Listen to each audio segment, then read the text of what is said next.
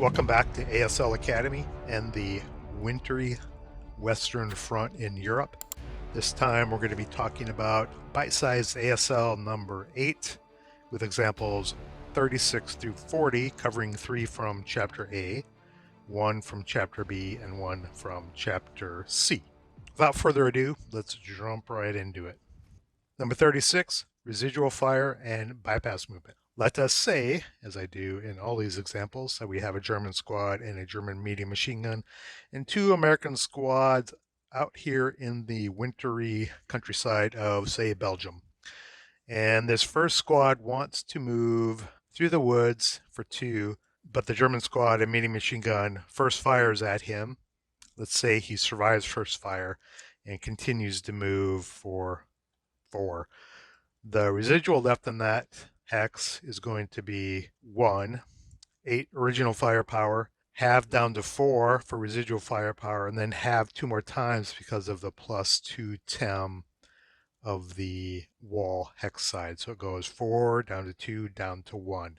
Now let's say this other American squad wants to bypass this hex. Let's just move this aside, assume it is still there. Wants to bypass the hex along here and does so. He will be attacked by residual firepower, but the question is, what TEM does this squad get, or if any at all? He's in bypass. The answer is he does receive the woods TEM. He does not receive the wall TEM because the wall TEM was taken into account when we reduced the residual firepower all the way down to 1. And even though the squad is in bypass, it does get the TEM of the woods. So in this case, the attack would be 1 residual firepower plus 1 for the woods and -1 for non-assault movement. So it would be a 1 even firepower attack, residual firepower attack on this squad.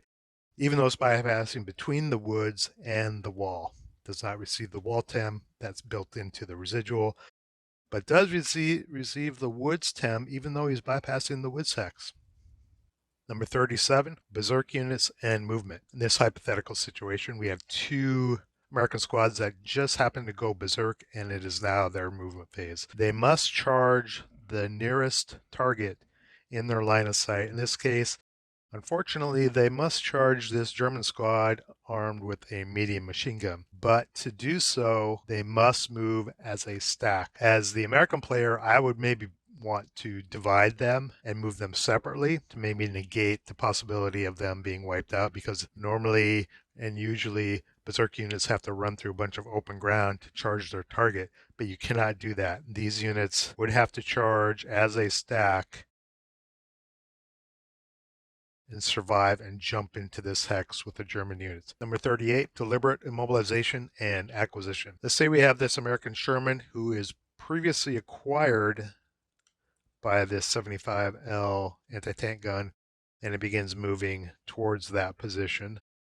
And the Germans decide to take another shot, or perhaps it's another turn.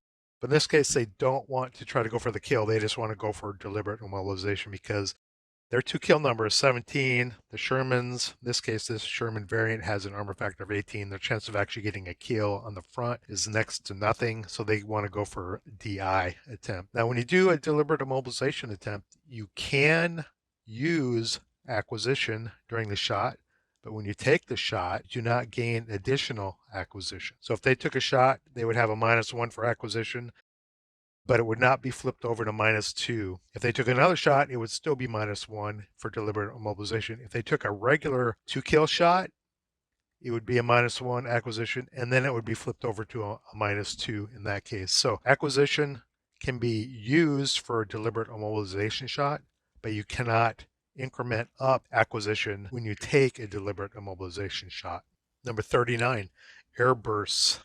This British mortar is firing at the emplaced 75mm German anti-tank gun, and they are in woods. As we know, airbursts can be deadly, where the indirect fire ordnance, whether it's a mortar shell or an artillery shell, passes through the trees and actually detonates before it hits the ground, spraying shrapnel all through the woods and the units within the woods. And that's reflected by the Airburst trait effect modifier in Advanced Squad Leader, which is a -1 die roll modifier. Now, that die roll modifier always applies, whether there is other TEM in the hex or not. In this case, this gun is considered emplaced, so it would have a +2 terrain effect modifier in addition to the -1 terrain effect modifier for an airburst, because terrain effect modifier of an airburst always apply regardless of if there is other TEM in that hex or not.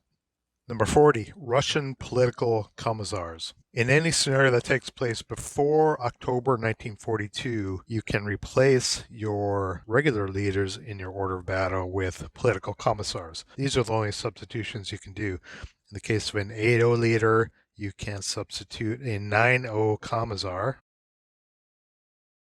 In the case of an 8-1 leader, you can substitute a 10-0 political commissar. Now, why would you want to do this? Well, political commissars are considered superior to other Russian leaders on the board, regardless of their morale level. Commissars always take morale checks first.